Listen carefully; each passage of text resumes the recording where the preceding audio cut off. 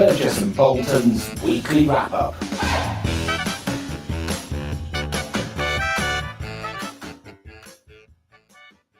Hello, Ben. How are you?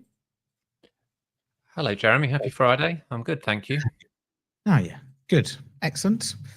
Good to see you. Good to see everyone. Hello, and welcome to this week's edition of Burgess and Bolton's weekly wrap-up, where we look at everything to do with the London market, technology, change, innovation. This week, we're going to talk a little bit about claims, MGAs.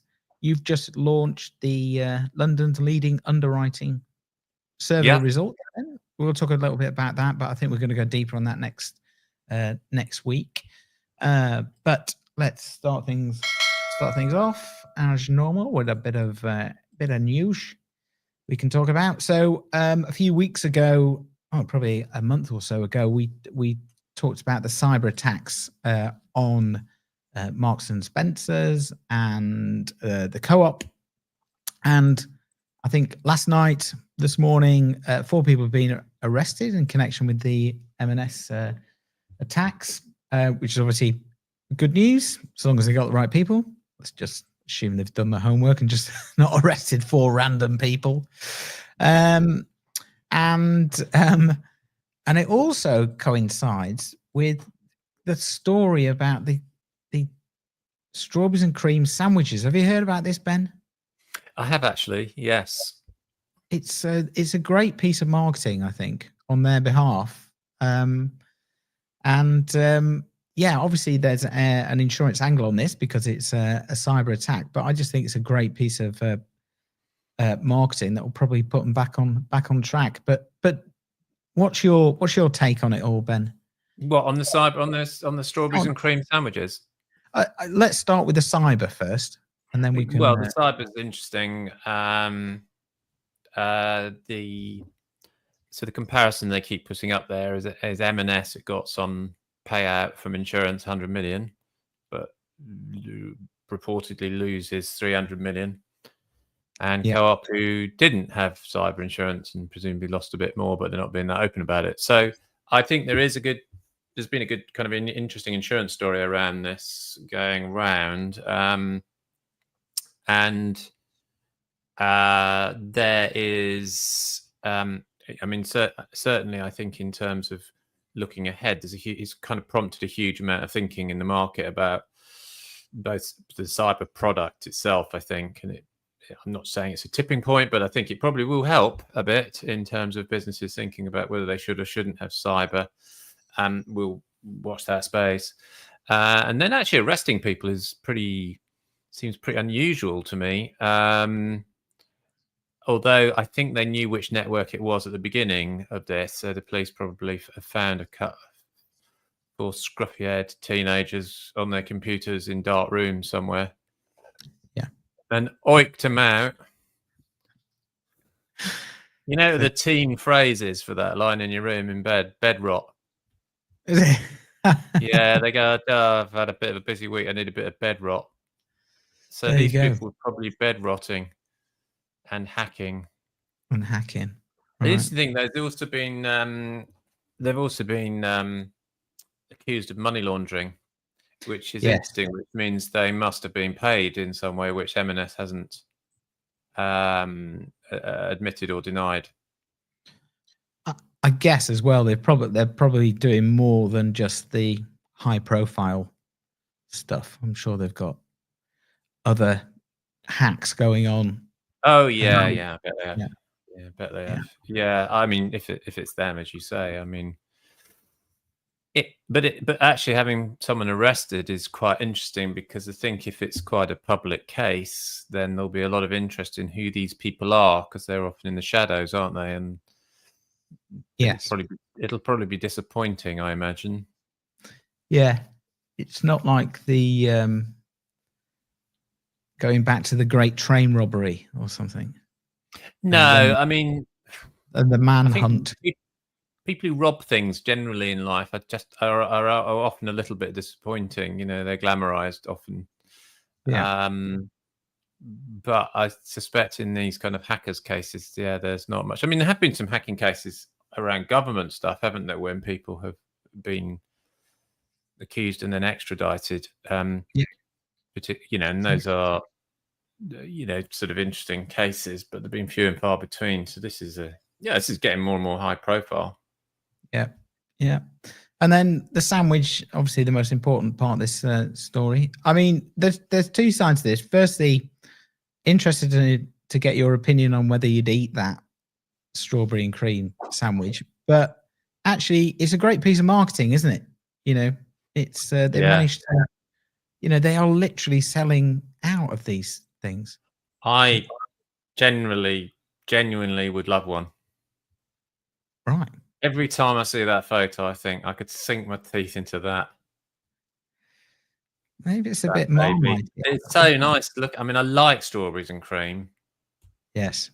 And I quite like soft white bread. So when you get the three together, what's not to like? Yeah, there is that.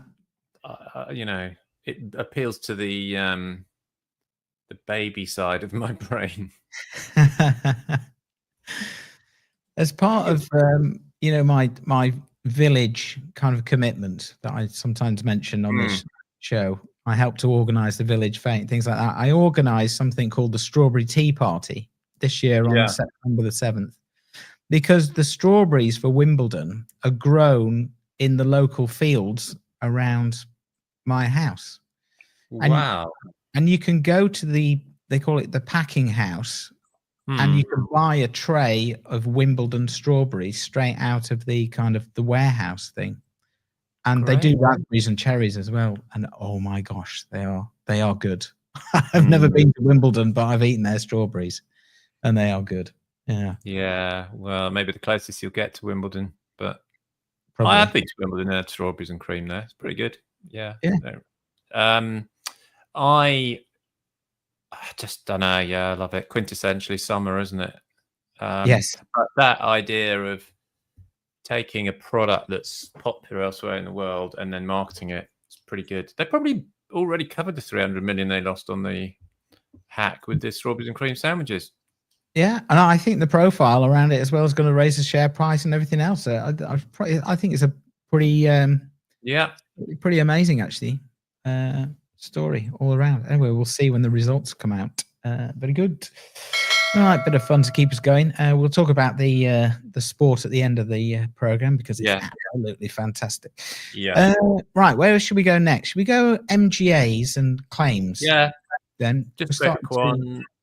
We're starting to gear up towards London market claims. We're going to keep on nominating things around claims. This is the MGA has done Clyde & Co. has done a study in partnership with the MGAA, the Managing General Agents Association, MGAA, headed up by a certain Mr. Mike Keating. And so you can download this report from Clyde & Co. Very nice of them. Only thing I just wanted to ask on here, nobody's going to answer it, is there's no methodology in here, which as a researcher I would ask please to see a methodology. Because it always makes me suspicious about whether they interviewed enough people. Anyway, regardless, we will gloss over that. I think it's not a bad report. It's quite interesting. It says it's more grist to the mill of the fact that claims is kind of important. They're taking a slightly different angle from MGAs, which are, we're reliant on the carriers, and they say, does it require improvement? 91% says yes, it does require improvement, which is, they say, is shockingly bad. I don't think it's any surprise. I don't think it's a surprise at all. When you ask carriers, the 91% is carriers saying yes, it needs improvement. It's a funny thing. And 77% of MGAs. So carriers are like more gung-ho for improvement than MGAs, really. And that's sort of interesting. It does say, though, I think that carriers are really pretty focused. Again, we don't know how many they spoke to here, but it doesn't say that. But I think it is becoming more important for carriers as a competitive edge thing. So everywhere we see, there's, nobody's arguing the toss over whether claims is not going to be more important in future. No, certainly not. And I can kind of back up that kind of research with the research we've done for London Market Claims, because we have now we have a whole track actually for DA claims related topics, whether it be bordereau or how DA claims are being managed, service, whatever else. So it is interesting. So that 91%, let's just talk about that for a minute, that the carriers think that their kind of processes need improvement. I think there was, so at the DA day that we ran earlier this year, there was a lot, there was an openness around, gosh, this whole kind of delegated book of business has kind of grown so rapidly without any kind of strategic direction or guidance, whatever, that they've kind of ended up in this place where they've gone kind of looked down at this spaghetti of technology and process and data all over the shop, really. And so I think there is a recognize. I know that 91% seems a bit shocking on the surface, but actually I think when you talk to people, I think there's just an openness to going, we need to get a hold of this. Look at who said no. What's that idiot talking about? They're like they're the random outlier. Absolutely. That makes me think they interviewed 10 people, by the way, because 9% and 91% anyway, and it's one person said no. Because there's no way more than 2 people would say no in a survey of that kind. Anyway, what I reckon is that as well, it's not just about the service elements of it. I think it's more that the carriers themselves think this is way too complicated, old school, bordereau, all that stuff. It's just they don't get the data back. And I'm doing work in this area, so I know that that's the case. So it's not like, I think from a cost perspective and an efficiency perspective, there's problems. Carriers similarly, you're saying, not on this page here, but they're talking about the data and all that sort of stuff coming through as being problematic. And as you say, it's a growing area, so it's going to be impacting customers. Definitely. I talked to a head of claims this week who said, you can't overestimate how brand damaging it is for when claims go wrong for insurers with brokers. Brokers really do not sort of take kindly to it. It's damaging their reputation with their clients. So it's a very, very important and live concern, and it has to be sorted out. And this is about a general study about MGAs, and claims comes out really strongly, right? So no, it's really interesting. I think that one other thing about that kind of 91% or 9 people is I think 2 or 3 years ago, trying to deliver an efficient, effective kind of claims to in the MGA space, it was kind of the way it was done. There wasn't really any other kind of options. Whereas now you've got expectation around technologies and data and moving data around that you didn't have, both expectations and capabilities. This stuff is real. Let's just talk about it as if it's going to happen. I mean, it is happening, and we'll talk a little bit more about that later. So I think that is another reason why there's this kind of acceptance that now is the time. Now is the time to submit about it. Yeah, and I think I think what I see is a sort of wrangle, I suppose, in a sense, in people's heads when they're thinking about this strategically, is what's process and what's just pure out and out service, and therefore where does technology fit and all that sort of thing. I think the problem, and the CII has said this, the problem is that a lot of the thinking comes from internal, inside out thinking, and not from what does the customer want at the end of this. And I think that's where we're going to have to start really thinking as to, because otherwise we're just going to have more cost, and failing processes and technology. I think we've really got to align what is the customer looking for and expecting, and what's optimal, and therefore what do we need? Do we need people? Do we need technology? What's the combo of the two? And try and create the efficiency through that route. I think trying to create the efficiency through the, let's just make it more efficient route has been tried so many times, and it just doesn't work because you end up with loads and loads of pointless technology. And guess what? Bureaucracy kicks in because there's no impetus to stop the bureaucrats getting involved if the customer interests are not in play. Yeah.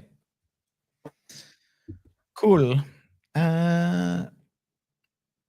Right. So we'll keep an eye on that, won't we? And as we draw towards London market claims and we start to run those pre-event surveys and things like that, I think we'll be asking some questions. So do take part in those surveys, either mine or Ben's, because we do collate the data, write something about it, and feed it back to you, which is all good.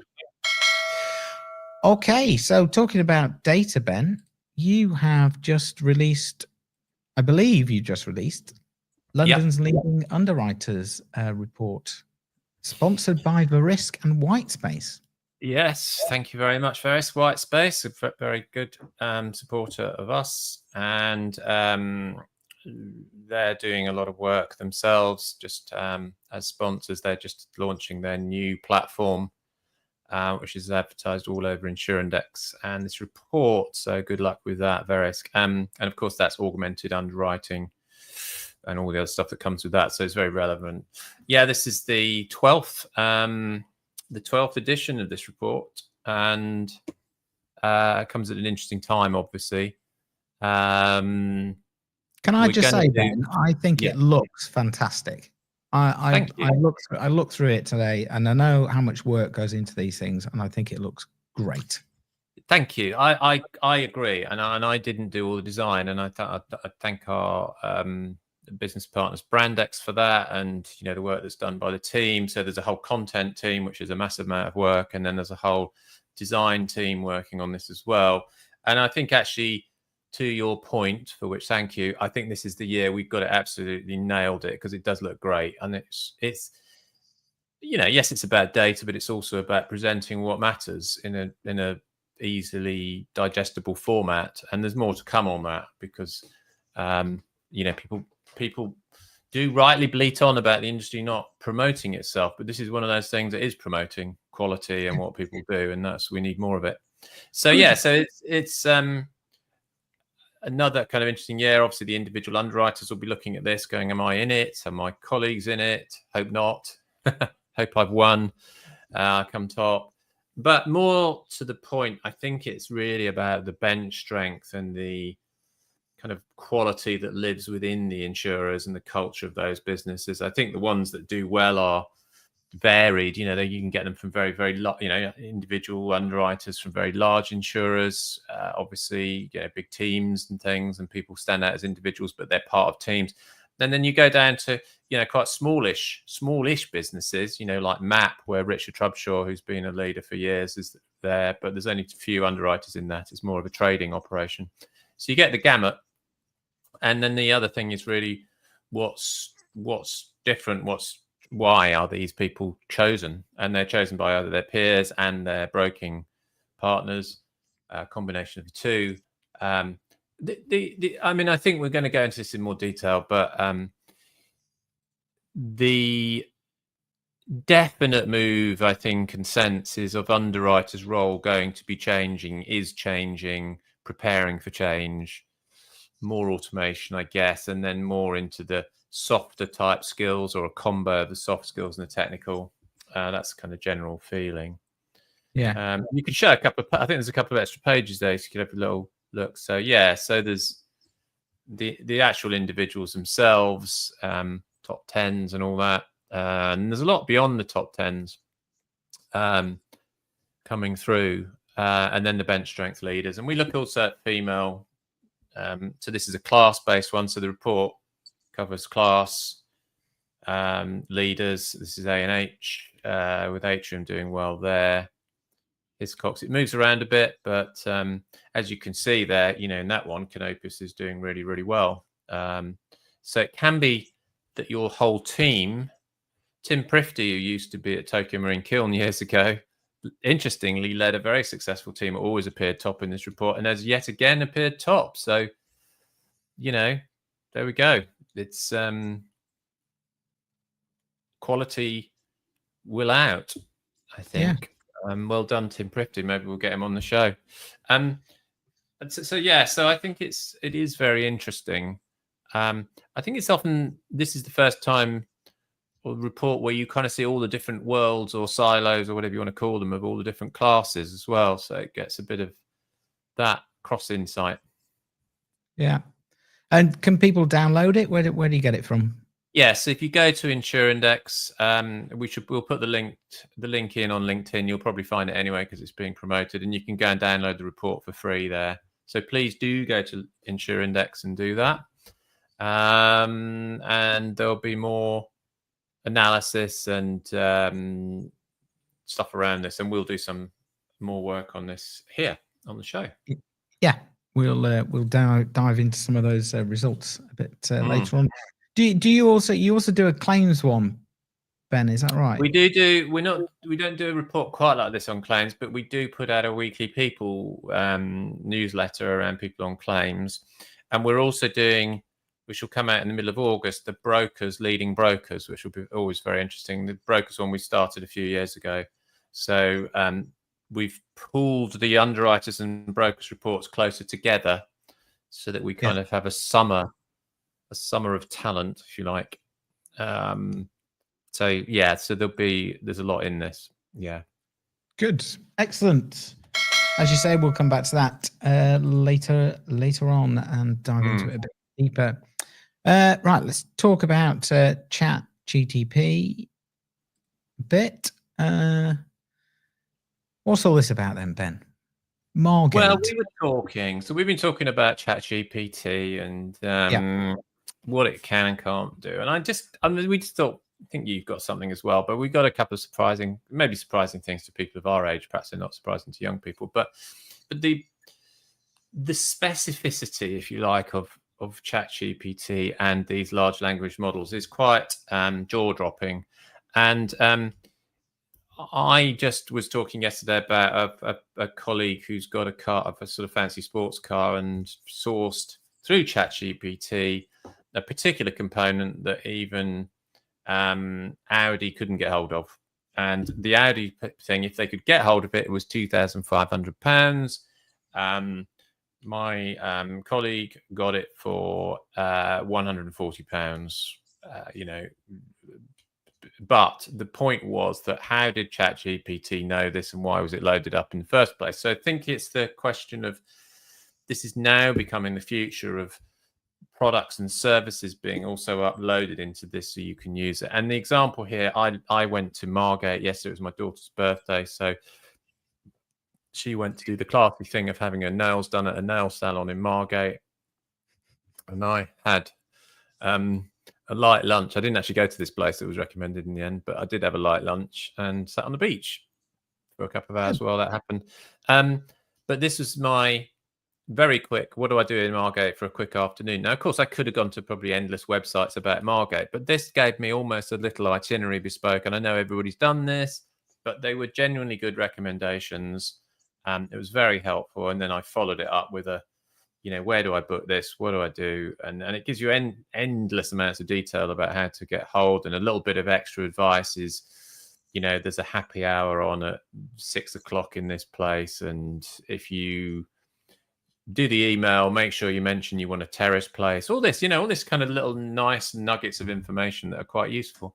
So I don't think by saying this, I'm probably telling aficionados of AI anything they didn't already know. But I do believe as I say, the specificity, the kind of detailed stuff you can get is better than the searches you do on Google, for example. Yeah.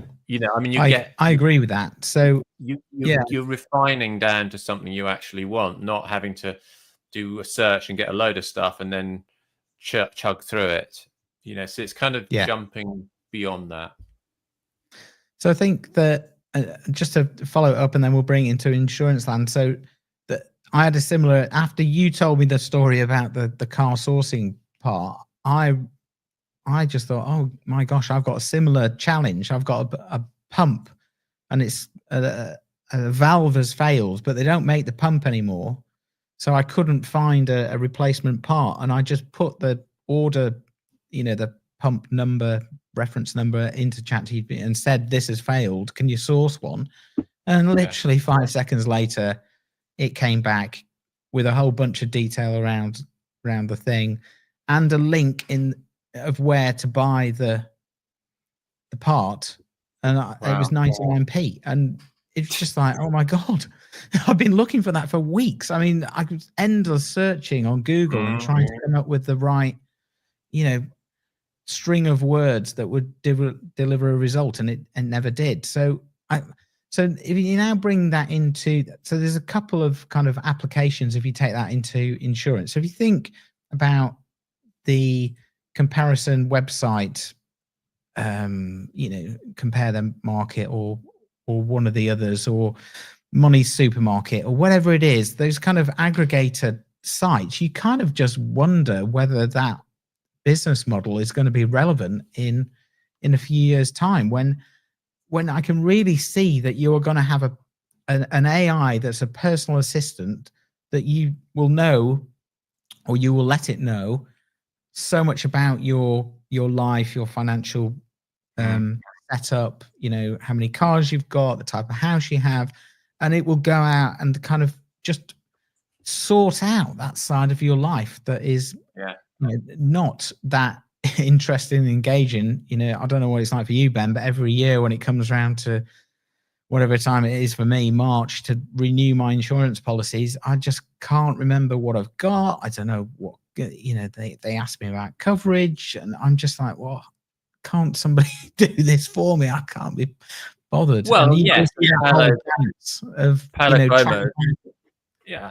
I think Paolo Cuomo said it does the things you don't want to do, and that's great. And I was thinking the same thing. I did my whole yearly expenses last week, which was the most painful thing I do other than my tax return. And I subsequently thought, I should have done that ChatGPT, because I spent hours doing some spreadsheet stuff, which I think now I could, on hindsight, I could have done. But what I think it does is it's pulling together.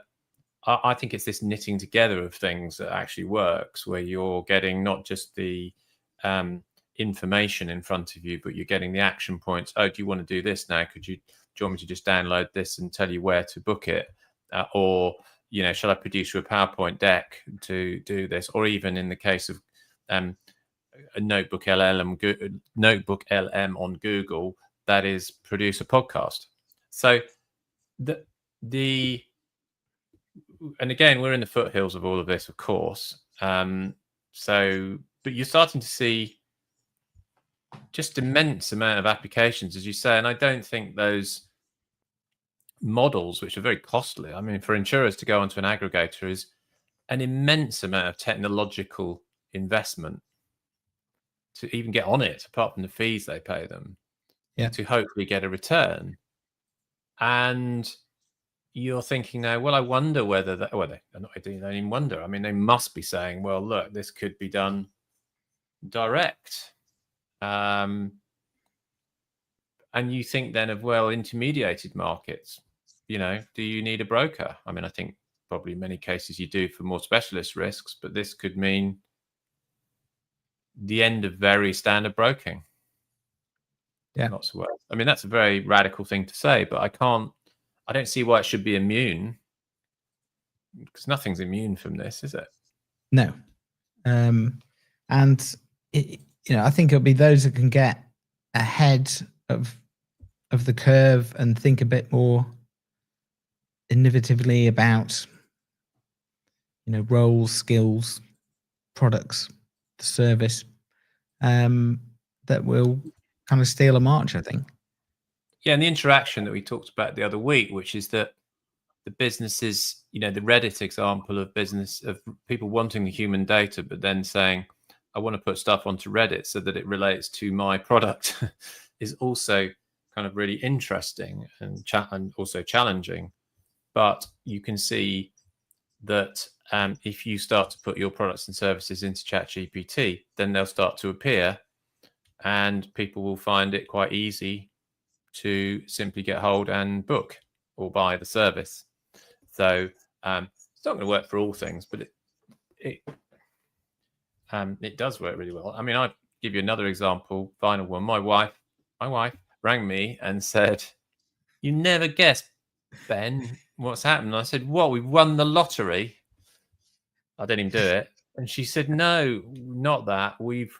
She said, I've sorted out how to get the Sky Puck to work on our Sky Glass TV.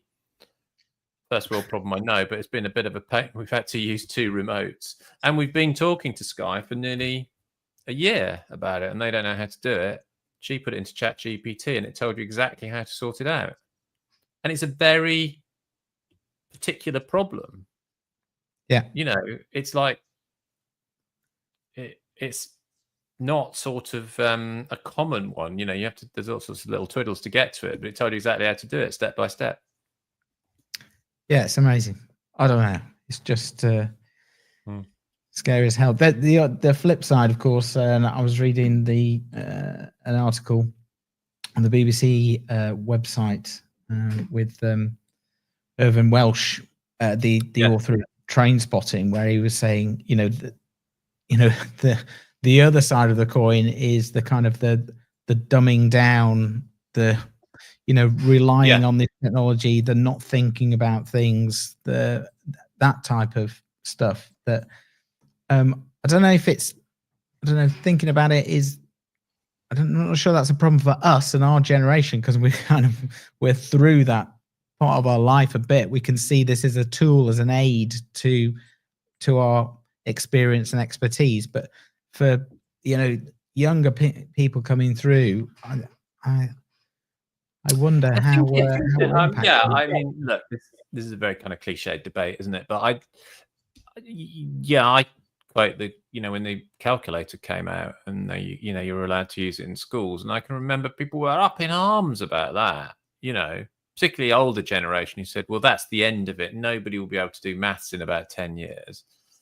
And I'd say that maths in lots of ways has flourished, but in different ways, because the computers can do the job. I mean, that was when calculators started to be used. That was really pre even kind of laptops being ubiquitous. So obviously, very quickly after those calculators came in, scientific calculators and all that, you had spreadsheets and Excel and everything else. So the idea that you're killing off the human mind by doing this is kind of what commonly is said. I'm not so sure. It just doesn't. You just don't do other things, right? You just you just become more creative, or you become differently creative. Yeah, and arguably you don't spend as much time trying to work out how to get your stanzas in your poem to work, because you can get a bit of help.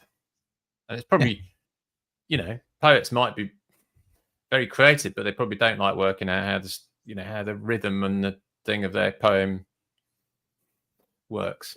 Yeah. I don't know. I mean, I of course it might kill us all off. I mean, it's like the Google Maps argument, isn't it? We never can't find our way around and things. It's the doom side of it all. Yeah. Well, it's worth thinking about. It's worth thinking about. I can't think about anything. I can't. It's been a very busy week this week. Anyway, good. Okay. I'm sure we'll have more AI chat as we continue along this line of time. I don't know what I was going to say then, but anyway, I've said it now. What are you doing this? I just timeline, along this line of time. Yeah. Well, this weekend, Ben, are you going to be sitting watching sport all weekend? Because I quite like to. I don't know if you've been watching the Tour de France, but yes, I have. It's great. Yeah, I've been watching it, and great. And Wimbledon, the whole Wimbledon tournament. Yeah, Wimbledon's good. That'll be exciting. So we'll be watching a bit. Particularly Tour de France. I think Wimbledon less so. I mean, it's good, but it's not as exciting for me. I like it, certainly the Tour de France women's football, that's sort of all right and a bit up and down at the moment, but quite interesting. Yeah. Tour de France is hot. I've not watched any of that. It is hotting up. Yeah, I can't wait for it to get into the mountains, actually. But that's why I like it. Good. Okay. Super. Yeah. Right. Yes, it is good. I am not just doing sport. I've got to do a bit of traveling around this weekend to various places. So I will have to fit it in the evening. Yeah. I'll be doing the same. What am I doing? Oh, I'm ferrying people around. I think I'm taxiing. I'm a taxi service this weekend. That's what I'll be doing. Okay. Dropping people off, Nice. picking people up, that type of thing. But yeah, all good. Yeah. Right. Thanks for tuning in, everybody. We will see you next week and have a good weekend. Have a good weekend. Bye.